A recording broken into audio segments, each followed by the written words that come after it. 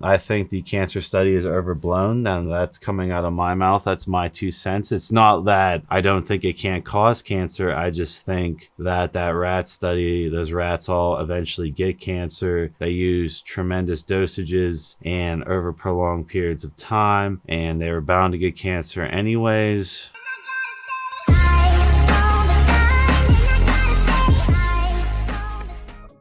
What is up, everyone? It's Russo. I hope everyone is doing well. Today's ASMR sip is 1907. Check out 1907water.com. Coupon code Russo. ASMR Spritz Intelligent Elephant Carbon. Coupon code Russo. Young LA. All other discounts to support the channel below. Please subscribe if you're new. Welcome back to PEDucation. Just saying, I'm a little out of it. This is one of my PFS recovery days where I'm trying a protocol.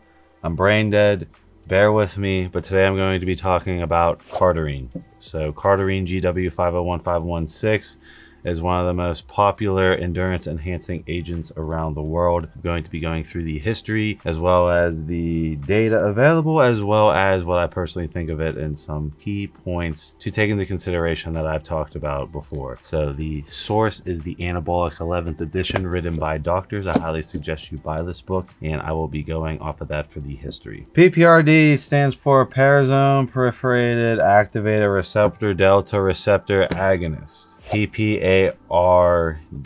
What does that basically mean? It's a gene switcher. That's basically what it is. So PPARDs are very good for the insulin sensitivity, good cholesterol, and fat oxidation is what they're being studied for currently, with the big standout being the switch from glucose to more fatty acid oxidation. PPARDs have also been shown to increase mitochondria output in these cells. This switch yields fast twitch fibers converting to slow twitch fibers. So for all my bodybuilders or sprinters or athletes that rely on fast twitch fibers, I do not recommend this product. As someone who was a long distance runner in his previous life, I can attest and say I do notice a difference on Cardarine, and my strength goes down every single time I use it, and it's very abrupt that I notice my slow twitch fibers, especially in my legs, coming back. So this miracle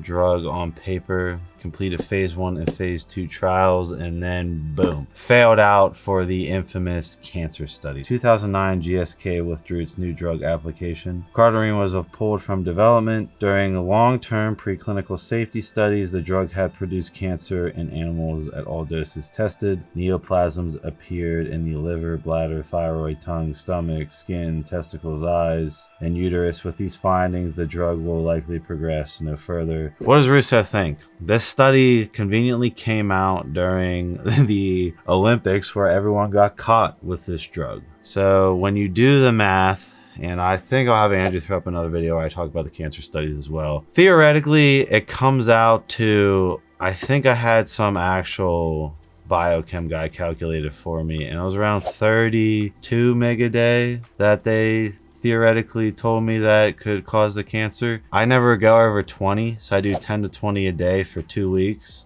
and then get off. The whole point of Cardarine in my mind is to instantly fix my cholesterol. Instantly fix it, right? My good cholesterol goes up, bad cholesterol goes down, boom. That's why most bodybuilders mess around with Cardarine. Sure, there is the demographic of all the enhanced athletes that are long distance cyclists, long distance runners, athletes that involve like high cardio capacity, where they might be using it for more prolonged periods of time. In the enhanced athlete days, we had a fighter who was using 50 milligrams a day. Absolutely do not recommend that. That is absolutely putting you in the cancer risk zone. But he used 50 milligrams a day for years straight and developed no cancer. The other argument with the rats is those rats were all designed to get cancer, and they were using extremely high dosages, even above 50, which the boxer was taking, closer to 65, which this is taking, into the fact that 65 milligrams for an 80 kg human. I'm saying that I think that the cancer theoretically could occur at 30 to 40 milligrams milligrams a day. What I'm saying is no one doses that. Everyone doses 10 to 20, with 20 being more than enough. I never even noticed the point when I went to 30. I really didn't. And I was obviously very paranoid about the cancer. So what are my thoughts on that?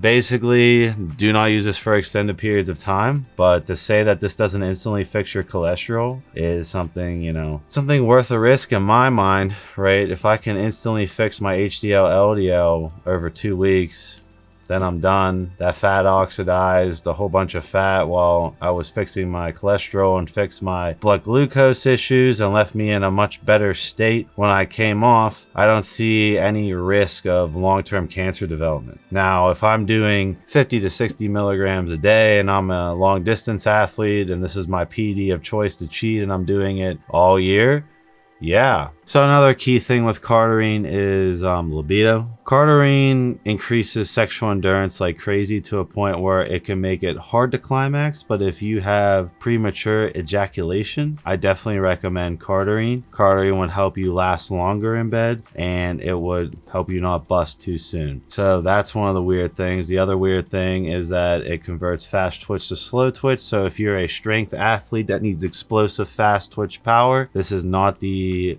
PED of choice, because it will start converting those fast twitch to slow twitch pretty much immediately. Even when I use it for 2 weeks to fix my cholesterol, I noticed that my endurance is crazy in the gym, but my strength slowly goes down. And I also notice that I don't get fatigued in between sets. The lactic acid buildup isn't there nearly as much. So this could theoretically also help with lower back pump issues, right? At like 10 milligrams, 5 milligrams, it could alleviate lower back pump issues. And if you're getting, you know, feel like you could get more reps, but that pump's getting in the way, then you could add in 5-10 mig and get more reps. So there's kind of like a, you know, a scale of how you want to implement Cardarine in a bodybuilding context. It creates a lean, dry look, even though it's not an androgen or a cosmetic. It just dries me out, makes me leaner, and I have more of the long distance runner type look when I use it compared to the bodybuilder type look. Those are the main things to note with Cardarine.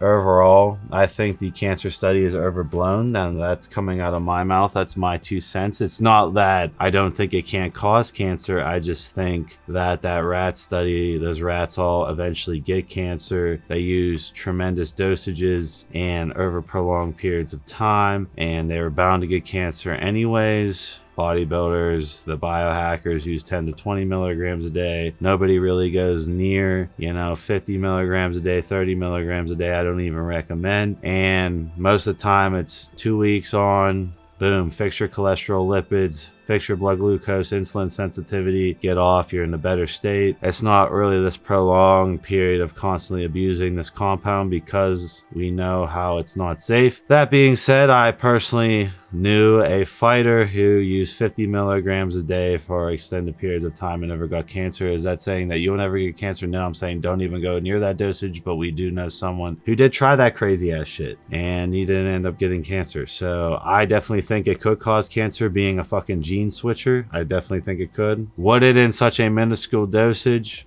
I don't know. But the MIG that was calculated by a biochem guy for me a couple years ago came around, you know, 32 milligrams a day, I believe, for a person. 10 to 20, short period of time.